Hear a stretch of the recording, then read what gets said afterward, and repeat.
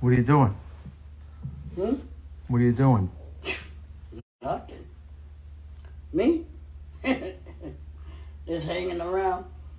All right, well, this is what I need you to do right now. If you haven't watched part 1 of this video, go back. Go back. Go back to the home page of this channel. Select this video right here. Watch this first. Then you come back to this video. Go. Go. All right, bring that back.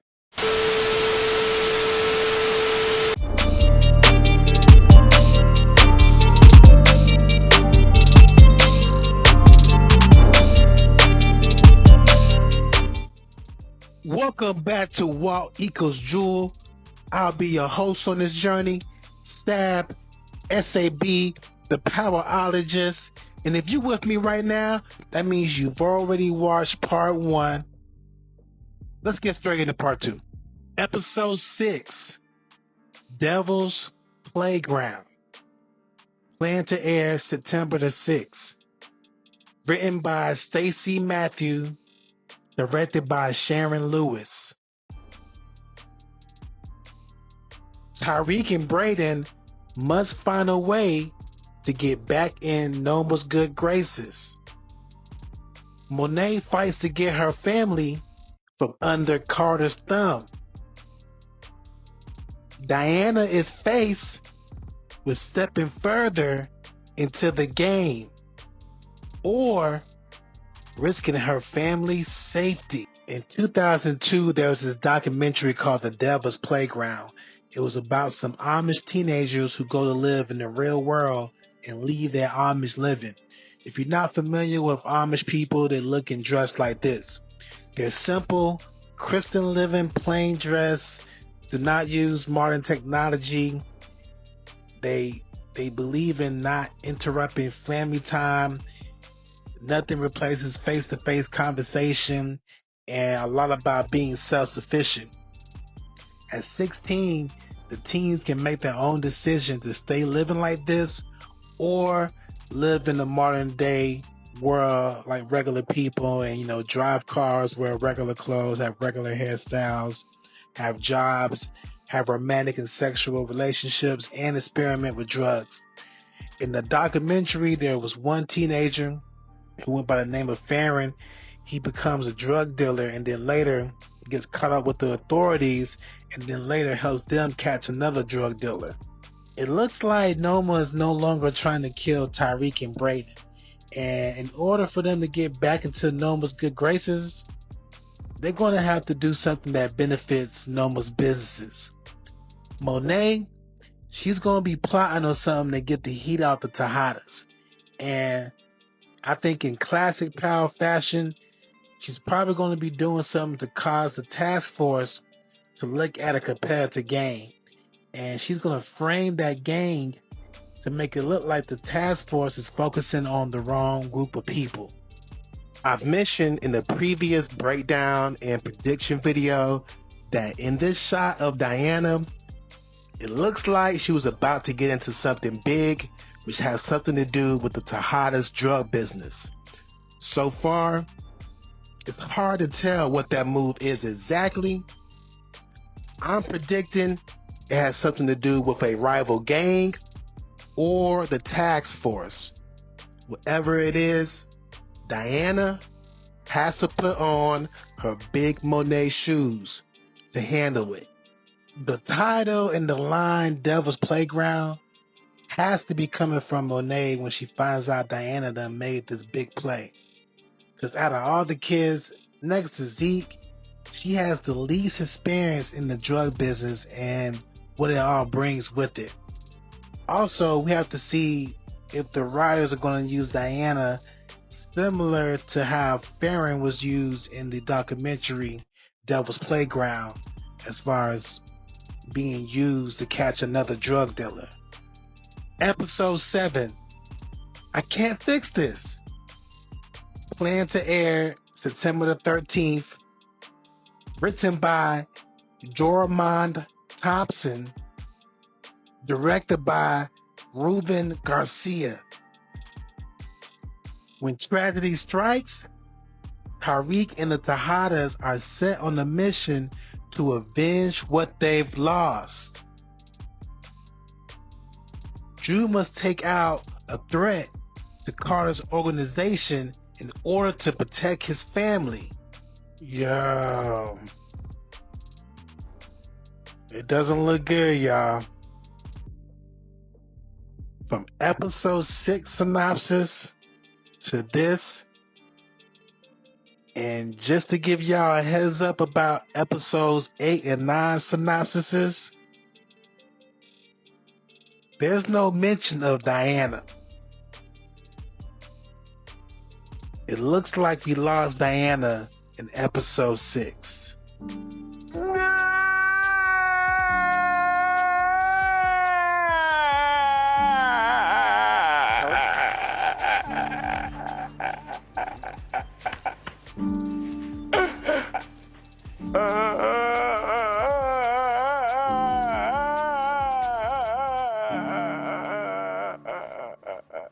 I know.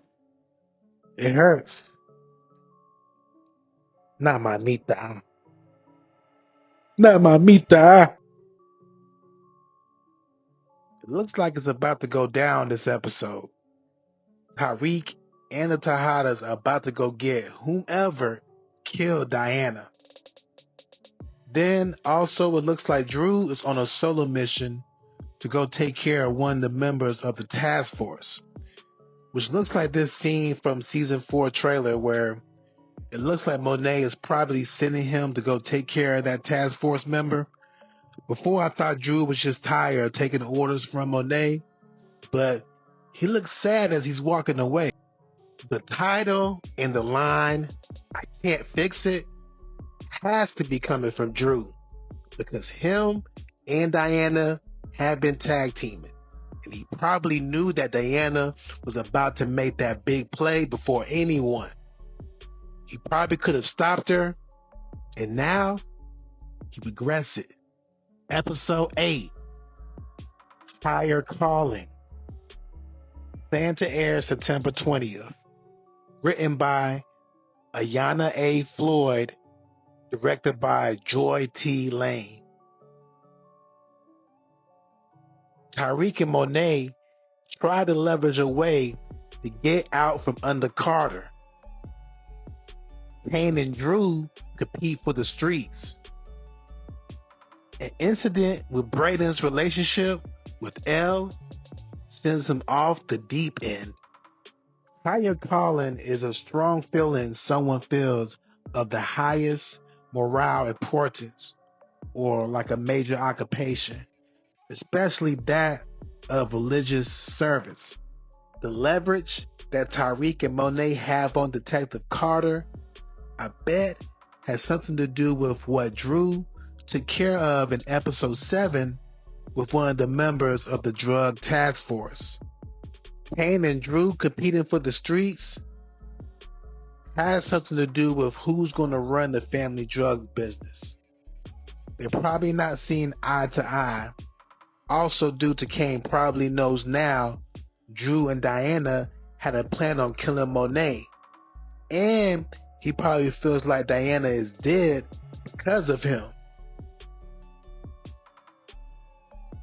Braden, new reckless lifestyle, probably gets him into something that Elle doesn't approve of and makes her wants to end the relationship with him, which causes Braden to go into this deep end.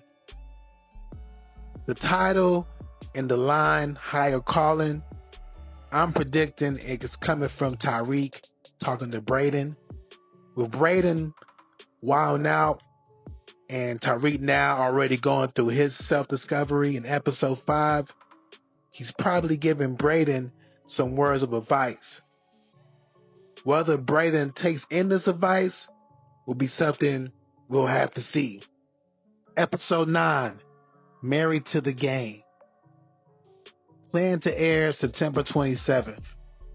Written by Ashley Victoria Hudson. Directed by Brendan Walsh. A union that should bring the Tejadas and Noma together couldn't appear to be further apart. Tariq and Monet are sent on a seemingly simple mission. They find it to be much more than meets the eye. Married to the game means to put work above all else in life, even divorcing. It can also mean dedication to a job, craft, or building one skill. Or it can also mean obligated to the game, and that game being here, the drug game. Looks like the Tejadas have came up with something that will value both them and Noma, but it looks like whatever that plan or play is, there's something about it that's not going to work for Noma. Notice, it didn't say Tariq, Braden, and the Tejadas. There could be a chance we might have lost Braden on the last episode by him going into that deep end. Tariq looks like he had nothing to do with the union either, and he may be on his way out of the game. I'm guessing Noma has sent Tariq and Monet on this mission that seems more difficult than what they thought it would be, which may be something to do with Noma's illegal arms business. Usually the Tejadas and Tariq always have some issues helping Noma with her illegal arm business. The title and the line, Married to the Game, has to be coming from Monet during a discussion with Tariq while they're trying to complete this difficult mission for Noma. For the 10th episode, you guys already know I'm predicting that will be the episode where we get the return of Ghost James St. Patrick. I feel things would get very intense between Noma and Tariq, and Ghost is going to have to step in and save Tariq. I feel like these synopsises will get more in detail as we get closer to the airing of the final season of Power Book 2 Ghost. Mainly because these synopsises did not mention anything about Davis, Iffy, and Anya, Noma's daughter.